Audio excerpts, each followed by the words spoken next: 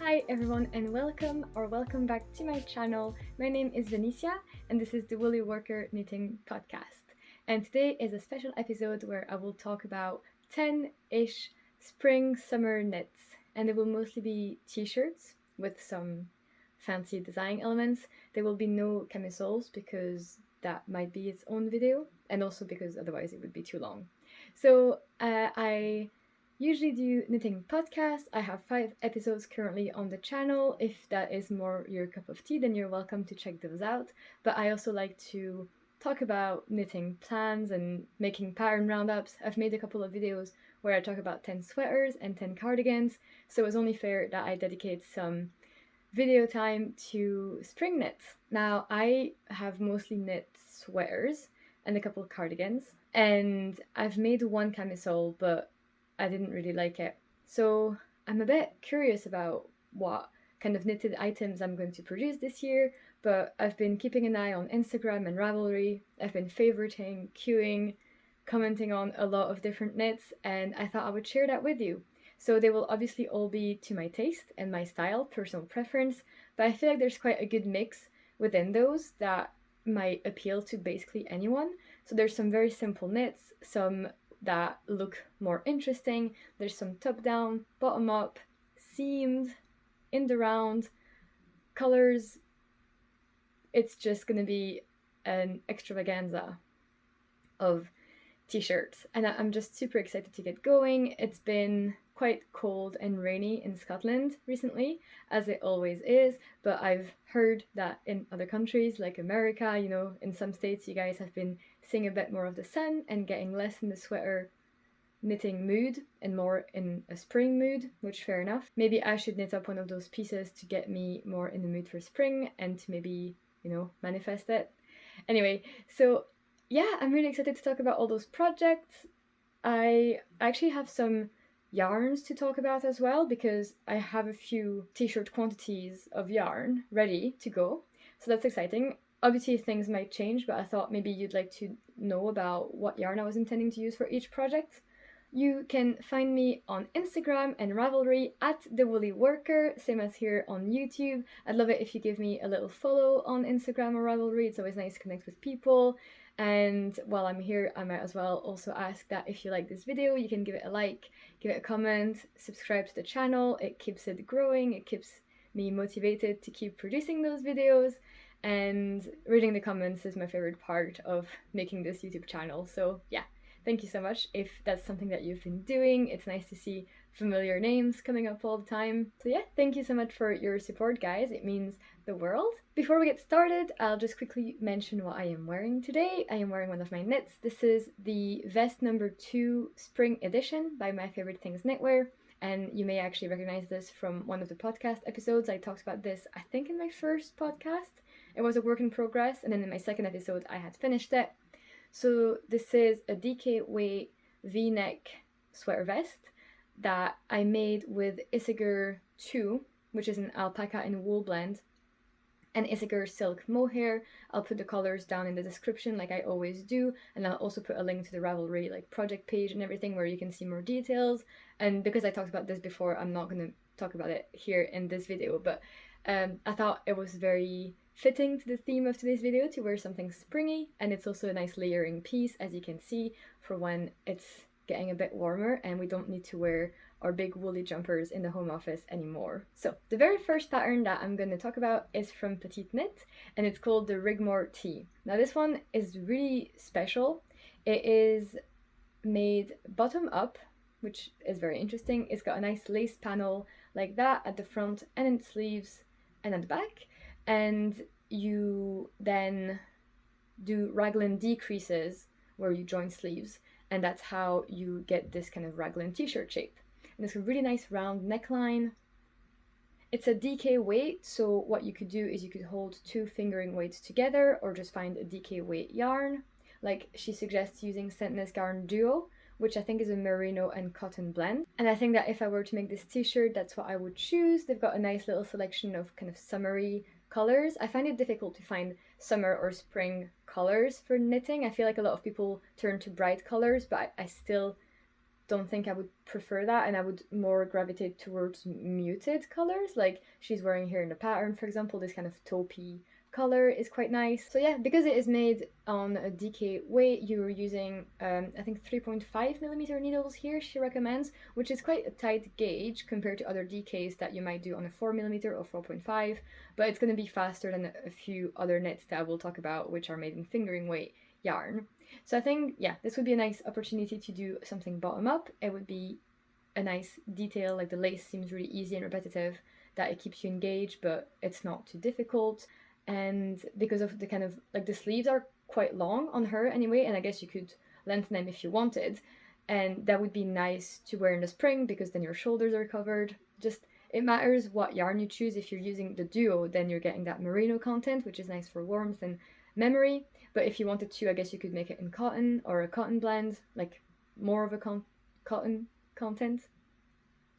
But I thought I'd also talk about the second design here, which is the Spruce by Alicia Plummer. She's a new to me designer. I didn't know about her before I stumbled upon the bibliophile that I talked about in the previous episode, but she has a lot of really, really nice designs. And the reason I wanted to include this pattern is that it kind of resembles the Rigmore tee, but that one is made flat and then seamed together, so if that's something that you prefer, then you're welcome to try this pattern. This one is made in fingering weight, so it's a bit of a thinner gauge. It's also made bottom up, and the lace design is slightly different. That one looks like little trees, which makes sense why you would knit this one bottom up, because you want the trees to be pointing upwards.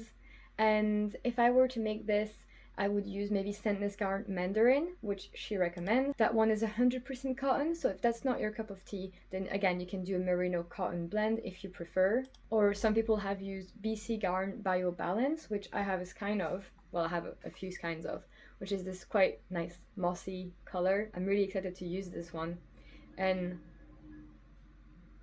it's 55 wool, 45 cotton, so definitely something that probably is easier on the hands to work with, but it still gives that airiness and breathability that you're looking for in spring and summer knits. So the next project is also by Petite Knit. I think there's one more from Petite Knit, and then afterwards they'll all be different designers. So if Petite Knit is not your cup of tea, then keep on watching, because she's not the only one that will be featured in this video. So the next one is the Friday Tea, and that one is absolutely gorgeous. I have heard that it's kind of boring to work on and people just want to see the end of it, because it looks like it'll be fast, but it's actually quite slow. It's made in fingering weight. So she uses Scentless Yarn Sunday, and I've actually bought the yarn for that, and I bought it in the same colors that she modeled with. So it's in a bag here, so I won't take it out, but I'm using Almonds and then Dusty Rouge, which funnily enough is the same colors as my Marseille sweater, which I'll put a photo here, but reversed. So the stripes, my stripes here, are going to be in Dusty Rouge, which is really cool. I am excited about this almond color. I think it's a really, really nice neutral. In retrospect, some people have also said that they don't know whether 100% merino is the best thing for a t-shirt like that. It might be good for spring and autumn, but it might not be the best for summer. So again, if you wanted to have more breathability, then maybe you should choose a different yarn. That one is made from the top down. It has a double folded color, and it's made in broken rib stitch, and it's a raglan. It's made on 3mm needles, so yeah, you gotta get ready for that kind of work. Some people have also said that it can be quite fitting, because the rib has a tendency to kind of stretch inwards. So if you have a bigger chest, it might be better to like size up if you're worried about it showing off your chest too much, unless that's what you're going for.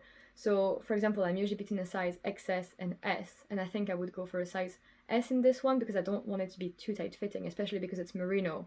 So I'd like it to be a bit looser. So just something to keep in mind. Maybe look up the difference between your full bust and your upper bust measurements, and maybe choose it based on your hip circumference and not your bust circumference. I'm not super well versed about all of that, so I'm not going to talk and say things if I'm wrong, but I just heard recently that this t-shirt can look different on people than how it looks on Petite Knit. So definitely have a look at other people's project pages and photos on Ravelry and Instagram. There's been some absolutely gorgeous color combinations of this one that don't have a cream or a white. There's like really nice olive or brown tones. There's also the possibility of doing it in only one single color. That petite knit gives you the yardage requirements for that. So you can make it in Sandnes Garn Sunday, or you can make it in Drops Flora, which actually is a mix of wool and alpaca, so that might be even worse actually, warmth-wise, but it's very affordable, Drops Flora, and lots of people have definitely done it in that yarn. But you can also do it in Sandnes Garn Tin Line, which I think I'm pronouncing right, which is a mix of cotton, viscose, and linen. So it's meant to be really, really good and breathable. So you could do it with that. Like, for example, you could have it like a cream and brown stripy version. And that yarn is really, really beautiful.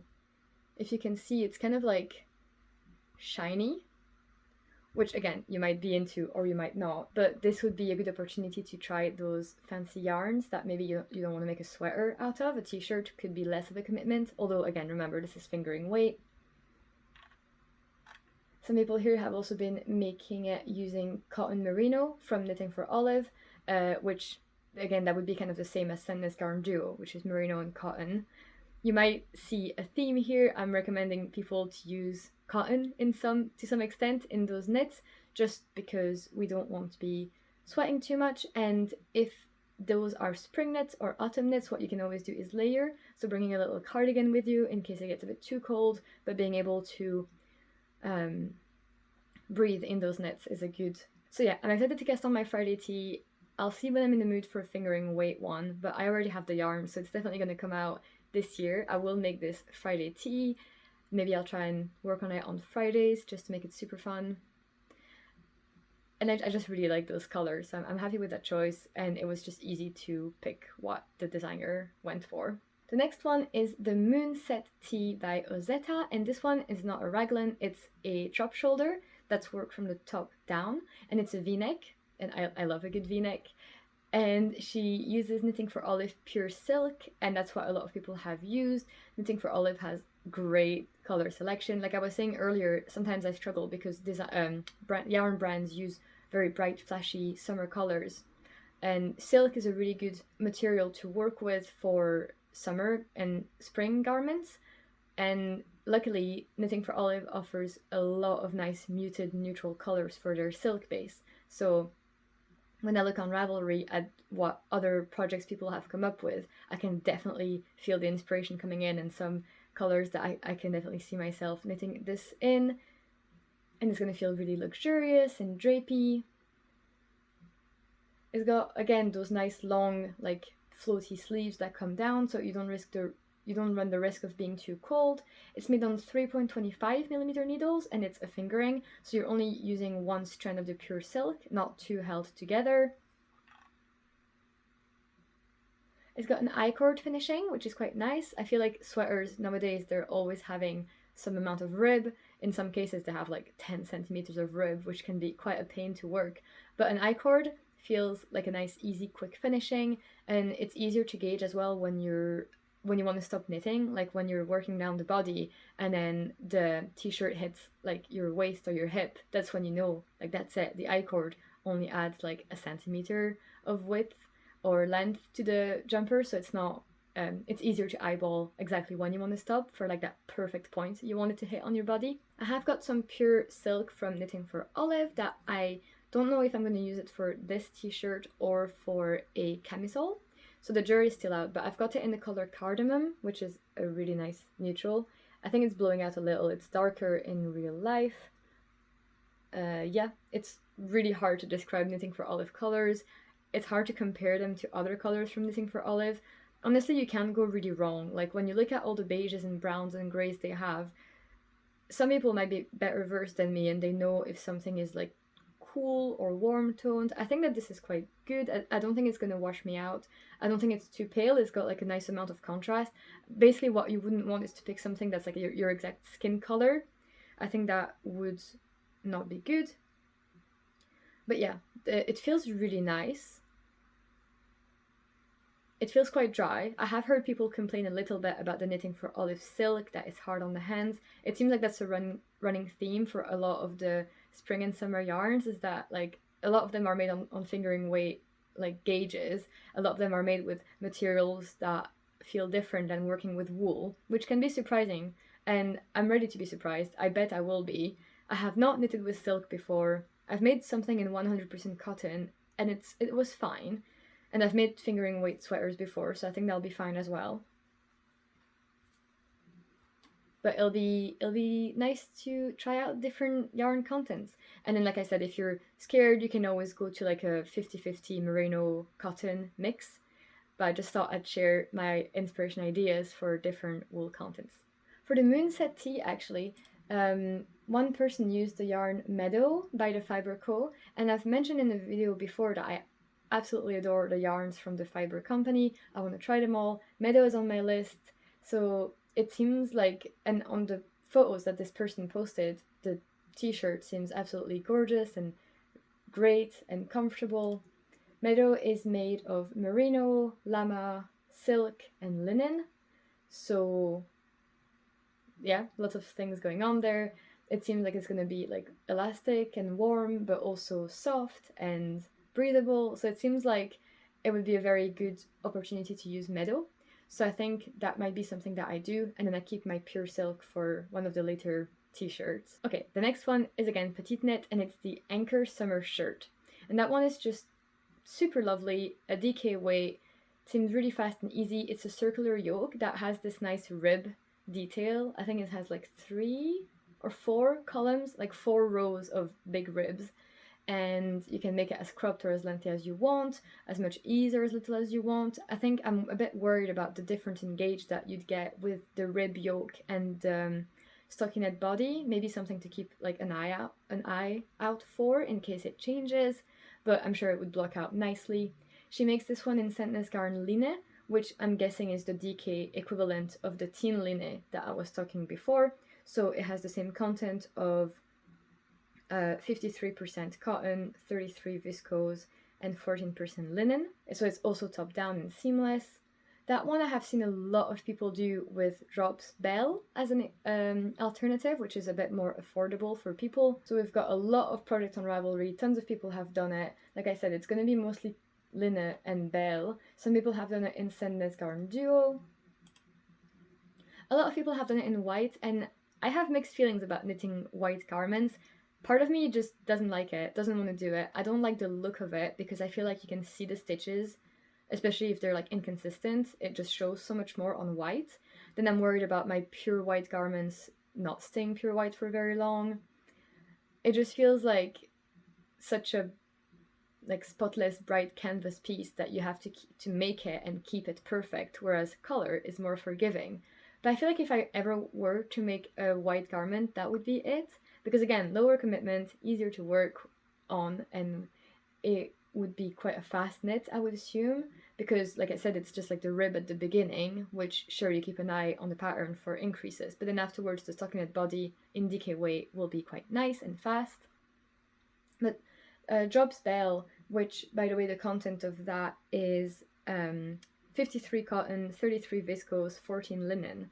So if I'm not mistaken, that's exactly the same as Teen Line. So yeah, Drops Bell seems like the cheaper version of Teen Line, and the color selection will be a bit different, but Drops Bell had some really, really nice colors. They obviously have a white, an off-white, a cream, and then some nice summery like blues, pinks, reds.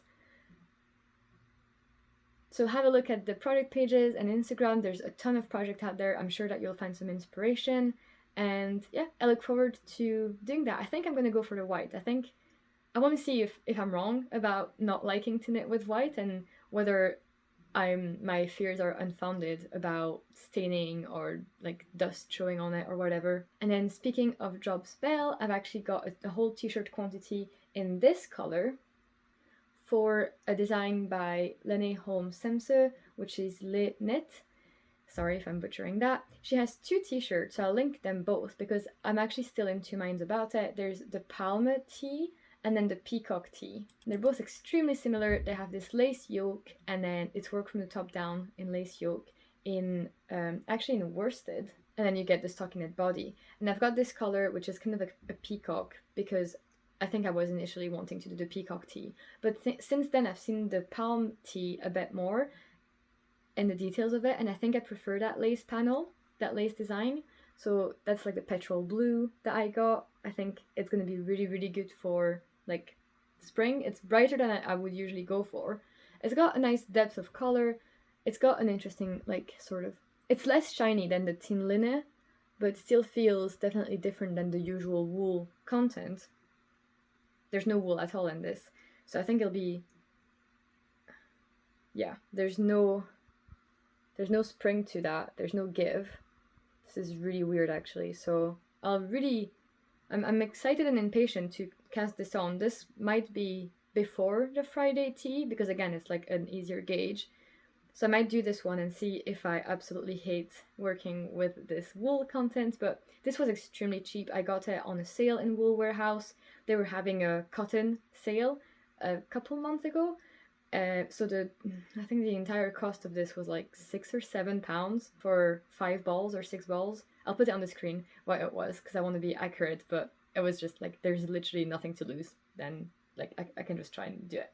So you're making this one on 4mm needles. I'm guessing that because you're only holding the yarn single, this creates a very airy, light fabric, which would be really nice to wear in the spring.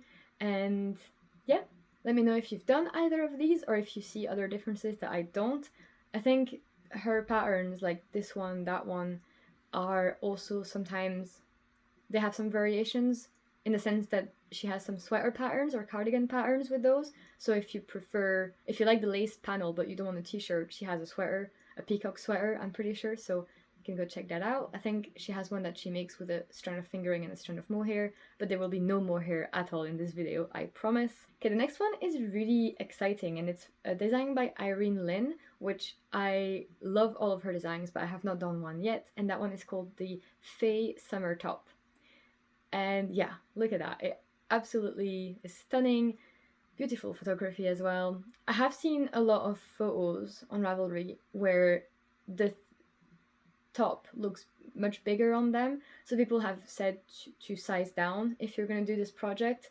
I think you can do a couple less repeats on the sleeves, a couple less repeats on the body, and just be mindful of like how wide your panels are going to be. It's made in DK weight and on 4.5mm needles, so we're getting like larger and larger.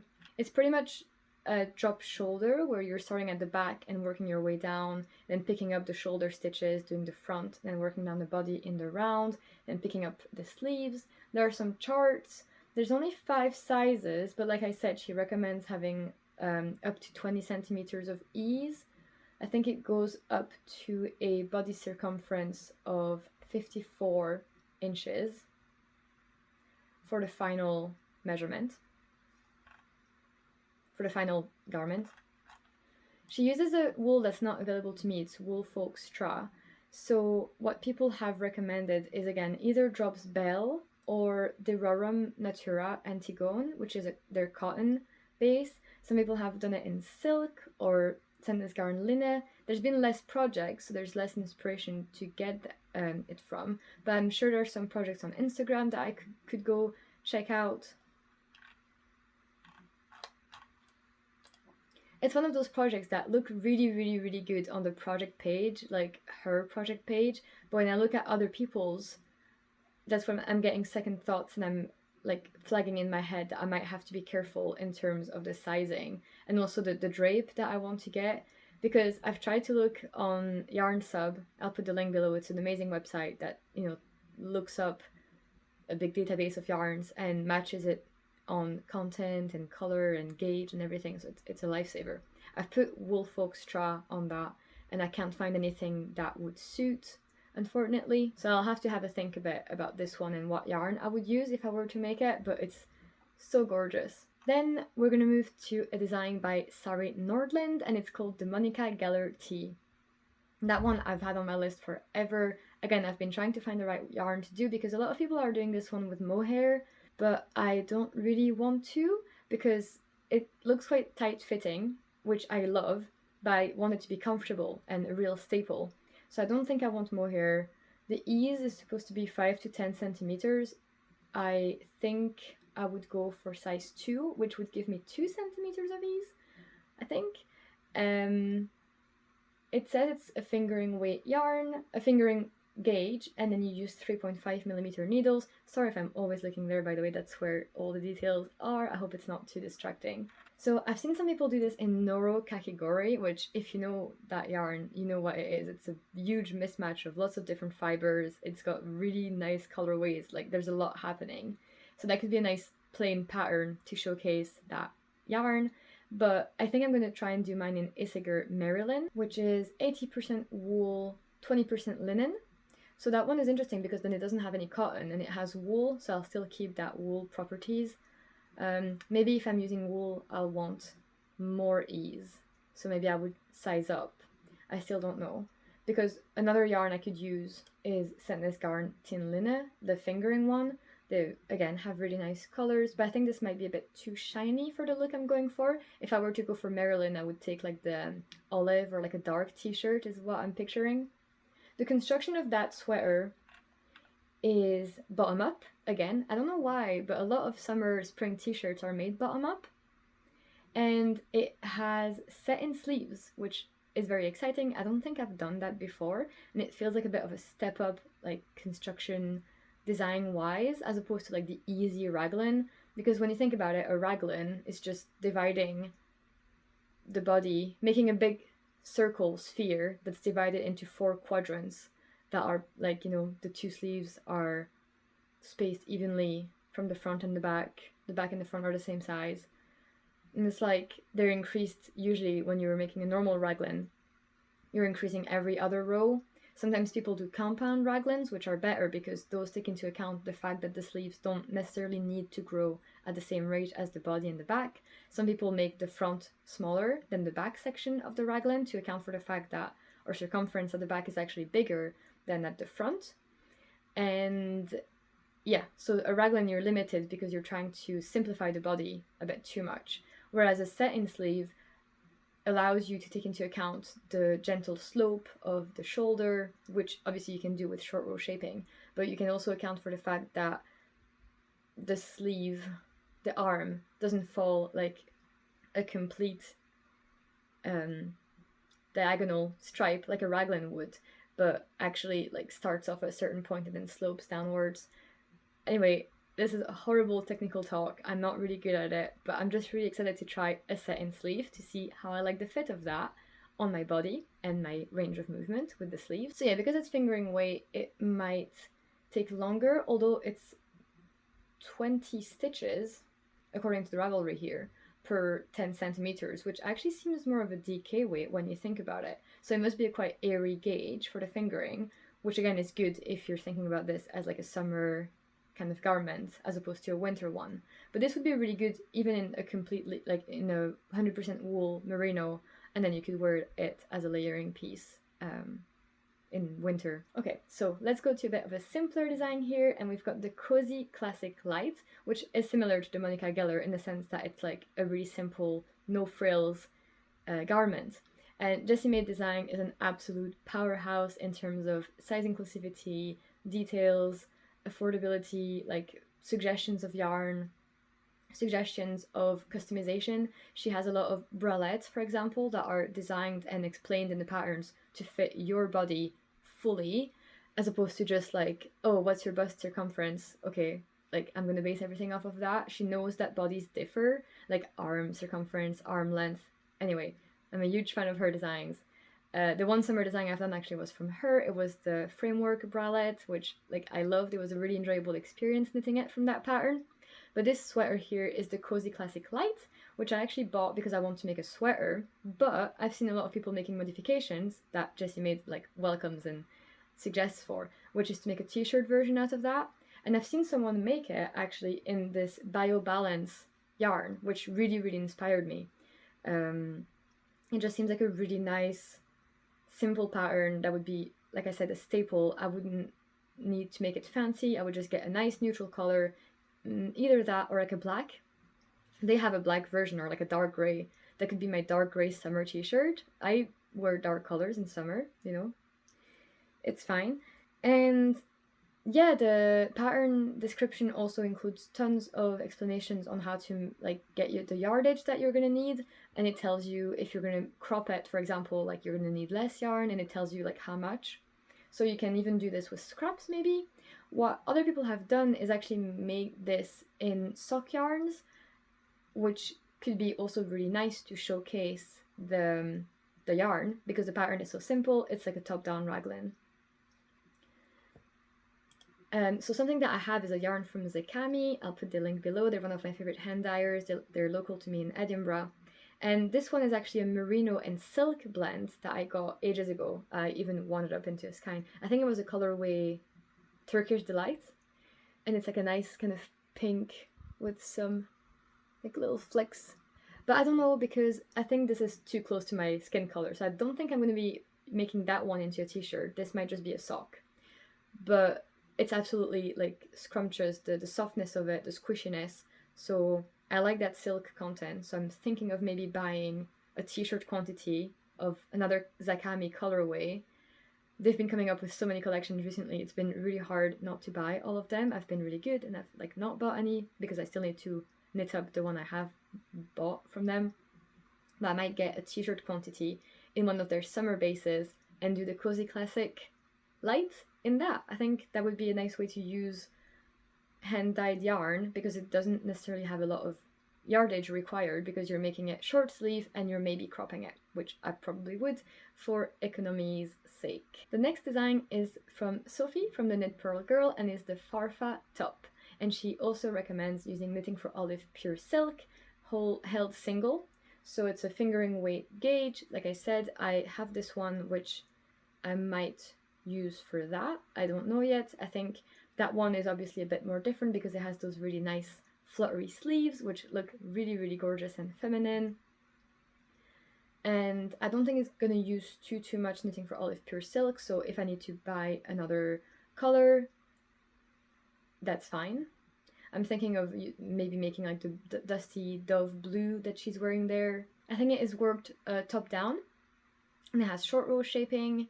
And I think the sleeve is a raglan, and then you make like the kind of little ruffle with increases. It has an I-cord edging. She also says that you can make it in teen linen, and she recommends it, especially if you're wanting a bit more of, if you prefer that content of fibers. But yeah, I think the one I had in my site was to make one of these in blue. And then the next top, which is kind of similar to that, is called the Flutter Butt Shirt, and it's also by Jessie Maid. And they both remind me of each other, so I put them together. The Flutter Butt shirt is also top down. I think it's a drop shoulder. Yeah, it's a drop shoulder, but it's worked bottom up, so different than the Farfa top that I've just mentioned. And you're picking up for the sleeves afterwards. It's also fingering weight, but for some reason it's worked on 5mm needles, which it seems crazy. It says that it's an 18 stitch gauge, which is much more like DK. So I'm not too sure if Ravelry is acting up or whether you're really meant to work it with a huge gauge. But that's the exciting part, is that a lot of those t-shirts are made with fingering weight, but however, they are worked with different size needles and give you completely different gauges. So definitely make sure when you're looking up those patterns on Ravelry that you're checking the gauge and the needles used to see what you'd prefer, and also what would be faster, if that's what you're into, or if you prefer the very small, tight little stitches. And that one I think would be also an amazing contender for like some special kinds of hand-dyed yarn. The photos that the model is wearing are so cute in that pink, but I don't think I suit pink that much. So maybe I'd do one in like a baby blue version to feel like an absolute little Cinderella princess. Or if I would, again, choose a very neutral color. The other thing with that is that she has a pattern for the Flutter Butt shorts to make a matching set. And I think that's the cutest, most adorable thing ever. And I've never made shorts, and I've never wanted to until this moment, because seeing those shorts and the shirt that goes with it, I didn't need it. It wouldn't be for spring, it probably would be for summer. Maybe lounging around the house when it gets like really hot in the one heat wave a year that we get in Scotland. But I don't know, it's just adorable. And there's tons of projects on Ravelry and Instagram, so you can go check those for inspiration. Jessie Maid, again, like has lots of different suggestions of yarn, and people seem to be using all sorts of things. Yeah, another one that I want to do is the Vellicore by Andrea Murray, or Vellichore, I think it's Vellicore by Andrea Murray. Maori. And she has two samples here. She's got a white one with some colored stripes and then also a black one with colored stripes. And she also says that you can make this one in either like the tin linne, which is like the summer kind of content, or you can make one in merino if you want one that's warmer. And I think I actually got the yarn to make the summer version or spring version. And I'm going to show you the color combo that I came up with. So it's tin linne from Sandnes Garn, and the base is going to be that cream, and I'm going to have a little stripe of that green and a little stripe of that orange camel. And yeah, those are going to be very muted, like most of the body that you can see is the cream. It's a very interesting kind of construction. You make the two panels flat, as far as I'm aware, bottom up, and you seam them. People have said it's quite a slog. It's also on like fingering. If anything, it's a light fingering. Gauge is 29 stitches, which is absolutely insane.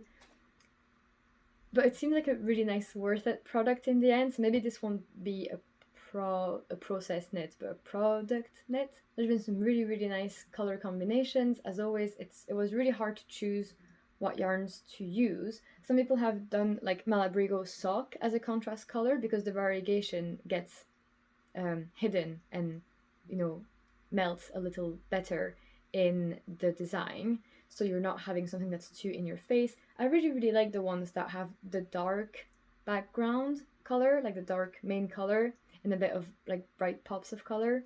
But I just thought I would do what the model is wearing, but just in the yarn that was available to me, because I don't think that the yarn she models with is widely available. In this video, I hope that you got some inspiration in terms of what summer knits to do, or spring knits. I hope that maybe inspired you to try one of those bottom-up constructions. I'm going to try and be less scared of bottom-up and face it. Same as the fingering weight, because yeah, sure, they're going to be slower than DK weights, but there's no sleeves. There's basically almost no sleeves, so don't be afraid. Try bottom-up, try fingering weight, maybe try that like seamed one from Alicia Plummer. That would be quite fun. And in terms of yarns, I'm super excited to be in possession of a lot of ones. I've got merino for the Friday tee, we've got some Job's Bell for the peacock or the palme, some tin linne for the Vellicore, and a lot of the other ones. And we've got some merino silk for maybe the like Cozy Simple raglan, or for the like flutter shirt, some pure silk for like the moonset tee or the farfa top, and then some bio balance for a couple of those that I mentioned, including the Cozy Classic actually uses that. So yeah, I hope that this wasn't too chaotic. I feel a bit all over the place, but that's because I have yarn all over my desk. And I hope that this video was enjoyable for you. And if you want to see more of those or more pattern roundups, then let me know. They're really fun to do. I actually wanted to say I am going to keep a bundle of those patterns on Ravelry. I'll put the link below. This is where you can just like have access to all of them like first glance, and I'll keep adding things there because preferences might change, choices might change in the future. I might see more that I'm inspired. I probably won't remove any of those because if I like them, I probably like them. But you can see that bundle on Ravelry, but if not, I'll link them all separately below in the description if it's just the one that you want to check out. And there you can also see in my favorites some bundles I've made for the sweaters or the cardigans. There's also some vests. So if you want to check my bundles because you like the patterns that I select for this little curated presentation, then you can check out my other pattern roundups. I hope to see you all soon again for maybe a next podcast episode. I've been working really hard behind the scenes. I'll give you a sneak peek actually of what I've been working on, so you can get excited about that for the next podcast episode. It's my Burra Cowl by Wallin, and yeah, it's my first time holding it up on camera. It's very nice. It's very different than all those spring knits I've been talking about. This is going to be like a nice cowl. This is going to be massive actually, but yes, very nice and cozy. But yeah, I'll talk all about that in the next podcast episode. And until then, I hope that you're all going to have a wonderful week, that you're doing well, that you're getting lots of knitting done. And yeah, if you have any questions or feedback about any of that, let me know in the comments and I'll get back to you. It's always a pleasure to sit down and chat. Okay, See you all next time. Bye everyone. Happy knitting.